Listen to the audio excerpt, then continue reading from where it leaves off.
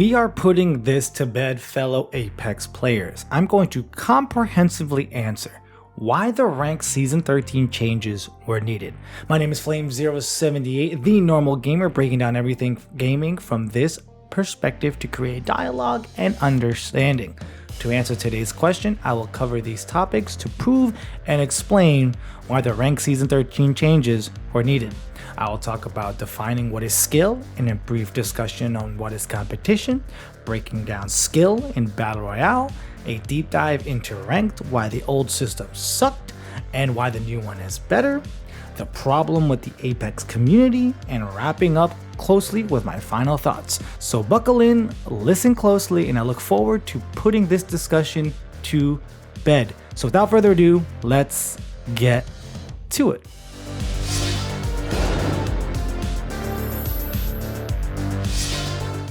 What is skill? I mean, if we just Google the definition, skill is the ability to do something well. But I want to expand on that a bit. Put it in the context of sports. Skill is the culmination of a player's ability and technique. It's wide-ranging and tailored clearly to the sport at hand.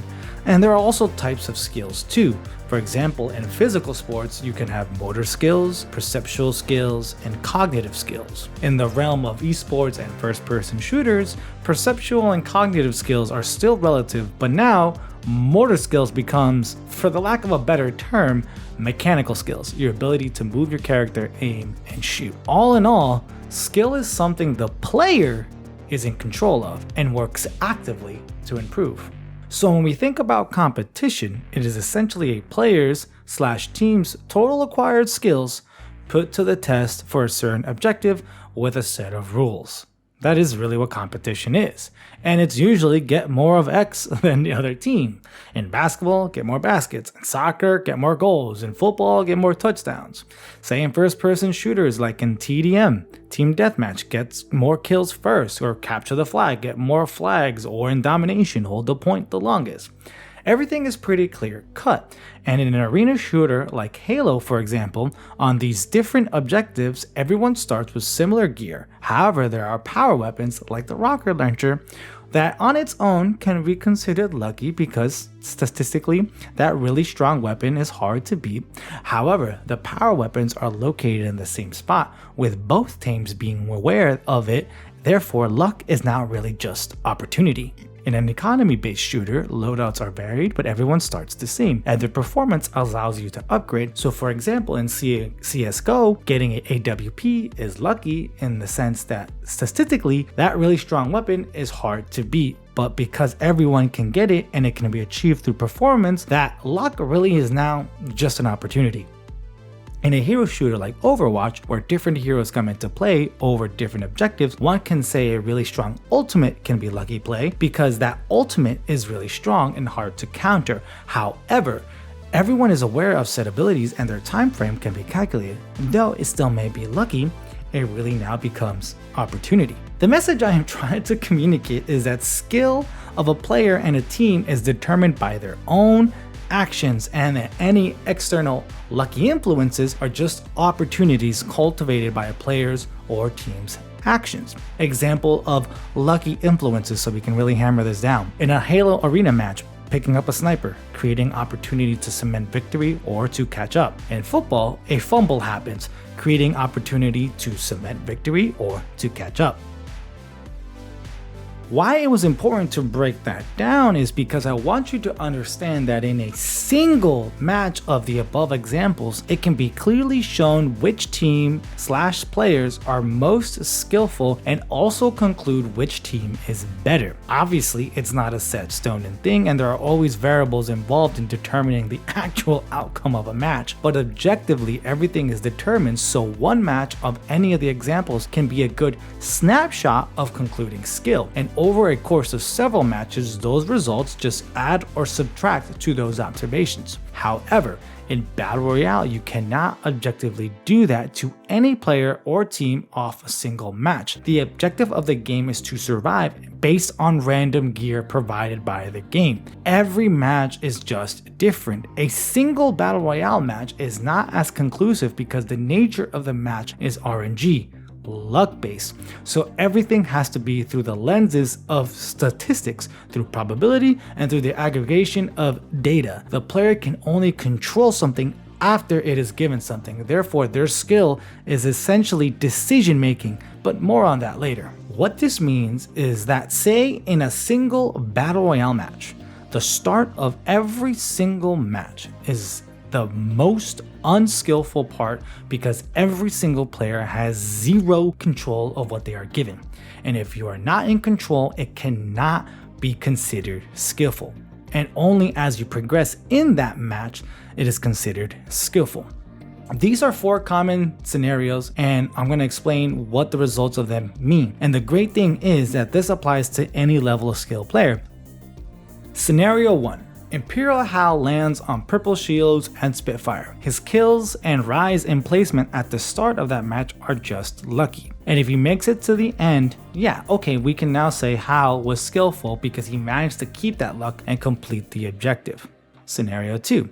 Imperial Hal lands on purple shield and Spitfire, but say gets killed before 10th. Acknowledging that in this scenario we cannot determine the skill of the enemy, but honestly, it does not matter. Hal was lucky to land on gear that should have given him the edge. His decisions led him to die. That is called not skillful because he failed the objective even though he was lucky enough to get good gear. Scenario 3. Now, Imperial Hal lands on a P2020, Mozam, or even no weapon, and gets killed soon after dropping. Acknowledging that in this scenario we cannot determine the skill of the enemy, but honestly, that doesn't matter. Statistically, this gear puts him at a disadvantage, and just because you're the best player does not mean and guarantee success. This is called being unlucky. Scenario 4. Same scenario as Scenario 3. Imperial Hal lands, but this time he manages to succeed and complete the objective, win the game, which shows how skillful he is as he managed to survive because the decisions kept him alive. So, in a single match in any of these scenarios, what do we take away? Imperial Hal's decision making is key. We can evaluate his cognitive skills, skill of thought process, perceptual skills, skill of interpretation of information, and mechanical skill, skill to move, aim, and shoot, right? We can evaluate those things. However, BR, Battle Royale, RNG is in every aspect of the match. You could clean up an entire building, clearly be better mechanically, but swoop, a third party comes and boom, you lost. You can secure the best position for any game, but get unlucky and get inted on, and then now the entire lobby focuses on you because you became an easy target. Boom, you lost.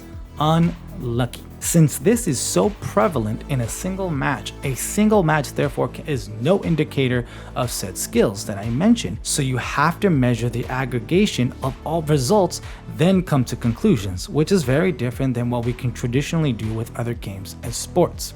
If it is not clear, your skill in this game is more about decision making than actually being mechanically sound, meaning your cognitive and perceptual skills weigh more in this skill evaluation. However, it does not mean you can neglect your mechanical skills, but again, more on that later. So why did I just do all that kind of tangent explanation of skill? Because the why is super important. The skill in this game is decision making. Therefore, a ranked system that does not promote correct decision making skills is bad. The old system failed because it allowed passive players with no mechanical skills to get high ranks. It allowed aggressive players with no decision making skills to get high ranks. It punished risk takers and high level players, and because of reasons 1 and 2, it really was more about time in than actual skill. Listen, yes, this game really is about decision making, but it is also a shooter. If you can't win gunfights, you are not as good as you could be. You make the greatest decisions of all time, but if you die to the first team you encounter, what's the point? And before season 13, yes, it was maybe time consuming, but you could get to top ranks and not be good at fighting. That's not acceptable. On the other hand, if you really never thought more of what you were doing and W keyed everything, you are also missing the point of the game. The objective is to survive, and yes, while killing everyone is a way to accomplish that, if you are dying before 10th, then really you are not playing the objective. And before Season 13, that was rewarding, which was not acceptable. For the life of me, I never understood since the inception of KP in Ranked why it was ever limited. You hinged risk takers and players who can make good decisions, aka pick smart fights, and had the ability to frag out, unable to play the way they wanted. You forced them not to fight even though they were good at it. And in consequence, and also in combination with the individual nature of the previous KP system and the need to have KP in order to get RP, you made it acceptable to grief and make bad decisions solely to secure KP, which is not acceptable. Ranked prior to Season 13 was just about playing. Because playstyles of 1 and 2 are bad playstyles, and because of the RNG nature of every match, I mean statistically, because of the RP workings, you could climb and get to where you wanted. You didn't have to learn to play the game correctly, you could just play how you wanted, and that is not acceptable. So if your ranked ladder is supposed to measure skill, and in this game it's decision making and mechanical, the ladder failed to promote said skills, and that was unacceptable.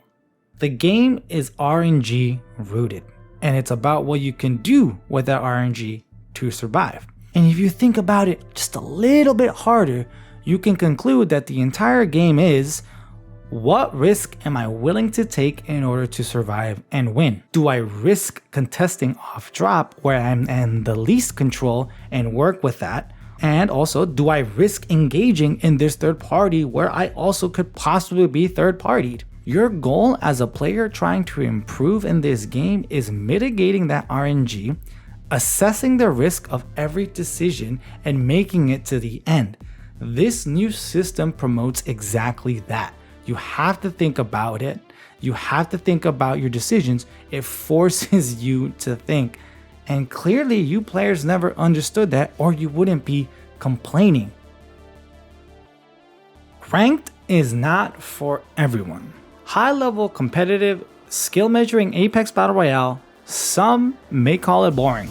And it is because at the end of the day, the skill is decision making. It is about patience. And good Apex matches on average last 20 minutes. The problem with the Apex community is that you are all a bunch of entitled, impatient dolts that want instant gratification, and this game mode is not that, at least on a competitive level. And this is simply because of the RNG nature of the game. To create skill, to create consistency, you need to mitigate that as much as possible. If we were to break down, say, the average 20 minutes of a match, what are you supposed to do? The first 5 minutes, while I have established, are the most unskillful part of the game, so your objective is to gear up to increase your chances of surviving. The next 10 minutes, the mid game, is about decision making. Do you assume risk and get KP? Or do you evaluate endgame and wait it out? These are all personal decisions and can vary based on team and player confidence. It is your choice as a player to make it boring and slow or fast paced. But understand this is a risk game, and your risk will only be rewarded if you get placement, since that is the objective of the game. You do not deserve or are entitled to be rewarded because you are a risk taker. You are a gambler, and gamblers don't get rewarded because they gamble. They get rewarded when they win. The last 5 minutes, well, they're the most chaotic and skillful part of the game, now that everyone's choices had led them to be there. Obviously, like I mentioned before, RNG luck is always present, but at least in this stage of the game, it's in the lowest factor. Anything that happens is based on someone else's reaction and action. This, again, is a high-level breakdown of a single Apex Battle Royale match, but this is a standard, a skeleton. And you have to understand this conceptually, but that is only the beginning. That afterwards, what you do with that is what matters. You players just want the game to work a certain way because you don't have the brain capacity to think things through. ALGS is why Apex Ranked was modeled the way it was. The reason pros don't contest a POI is because they all understand my point about the first part of a match is always the unskillful part, period. ALGS kills were never capped that I am aware of, as it should be, because we want players to be motivated to take risks and fight. At the end of the day, placement matters the most because that is the objective of the game. Now, Ranked is not ALGS, and it's supposed to be for everyone. All levels of skills, all types of players should be allowed to play Ranked. Clearly, you cannot have a shadow contract, don't land here, because, well, no one's gonna do that in public matches. We now have the ability to take risks and fight and get rewarded if we place high, therefore being rewarded for taking that risk. Being passive only is now punishable. Being W key only is now punishable. It is now about this player's decision to take risk and accept the consequences of said risk.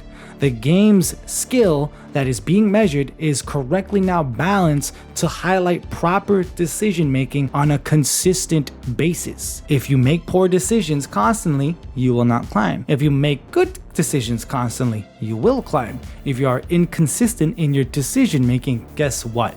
You will get stuck. In conclusion, listen to me, Apex players. Let us put this to bed. Ranked is not for everyone, but everyone deserves to play Ranked. What this means is, now that we understand the skill needed in this game, and more importantly, why it has to be that way, it is very clear that not everyone likes that, and that is perfectly okay.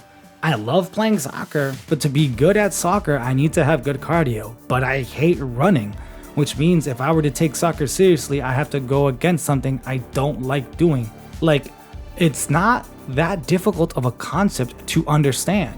Competitive, high-level Battle Royale is not pleasing and fun to participate in for everyone. This new rank system highlights that perfectly, and it did a good job of getting players who didn't deserve their ranks out. Everyone deserves to play Ranked. Imperial Hal deserves to participate in Ranked. Gamers who play 10 hours a day deserve to play Ranked. Dads who play 3 hours every 3 days or so deserve to play Ranked, because Ranked is about your skill, not time in. So yes, I may never reach high-level soccer player status, but I should be allowed to play soccer whenever I want in, other types of leagues. Do we now understand each other? Like, this concept is not that difficult to understand.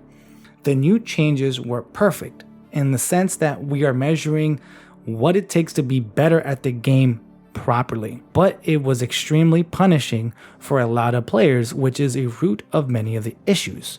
Ranked became not for everyone, and therefore created everything we see going bad with Ranked. Players stopped playing Ranked for one or many of the following reasons. Players actually don't like high-level competitive Battle Royale, which again, it's fine. I'm glad they're realizing that. That's perfect. The time constraints, plus the level of effort, plus a bad solo queue experience demotivated avid players that played correctly, but now just don't want to play because of everything that I just discussed, which is bad. Matchmaking is unbalanced. Preds are in gold lobbies, but this is because matchmaking prioritizes you getting into a game than waiting for balance, which is caused by a low population, which can only be fixed by increasing the players. To create a healthy ranked experience, we moved and solved the skill measuring aspect of the ranked system, but now you need to motivate players to play the game. To me, what I have said in this video was nothing new. I understood all of this, but it was clear that both Respawn and the players did not, or you would not be complaining the way you are. Fundamentally, this is a high effort game about making decisions on a competitive level. I'm talking about ranked and competitive level. And each good match is roughly 20 minutes. So you really want players to put this level of effort for a dive trail, a gun charm, and a badge. I explained in a previous video that we are feeling this because Apex Legends is just managed poorly and it's a bad live service. I highly recommend checking that out because I give more context on why your focus shouldn't be on why ranked sucks and more so why Apex Legends is a shitty live service. And that is mainly the reason you are not having fun. In a game mode that is RNG based, skill has to be measured this particular way, and it is not instantly gratifying as a typical arena shooter. Some people say it's even a joke to be considered pro in Battle Royale. Well, okay, I'm exaggerating, it's not exactly what they're saying, but Battle Royale as an esports is extremely skewed because of this RNG nature. Now, that is a whole can of worms I'm not touching, but I would say even though I think that is a valid criticism, the skill in my opinion is just different. But understand that this RNG nature plus the idea of being skillful does make the Battle Royale format sort of boring. I can dive into that in a new video, so wink wink, subscribe, like if you want me to dive into that particular topic. These are just on my thoughts on why ranked season 13, the changes that were made were needed. Look forward to the discussion down below. My name is Flame078, the normal gamer. Until next time, adios.